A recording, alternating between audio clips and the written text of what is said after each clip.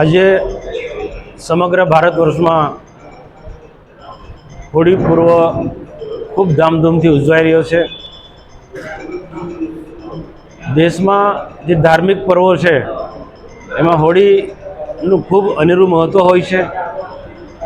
ગરીબમાં ગરીબ માણસ પણ દેશના કોઈ પણ ખૂણે હશે એ પોતાના વતન પોતાના ગામ જઈ ના હોળી પર્વ એ પોતાની રીતના ઉજવી રહે છે।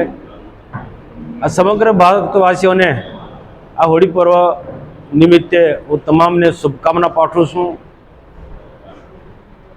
માં જગદંબા શક્તિનું પ્રતીક એ હોળી માતા છે। અમે જોગણ માતા તરીકે પણ ઓળખીએ છીએ। પરમાત્મા કૃષ્ણની સમગ્ર દેશવાસીઓ પર અપાર કૃપા બની રહે અને આજે હોળી દહન થવાનું છે।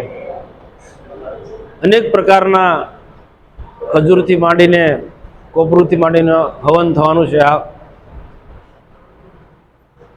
તો આ હવન સામગ્રીમાં નેગેટિવ નકારાત્મક વિચારોનું હવન કરીએ અને આવતીકાલે ધૂળેટીનું પર્વ છે।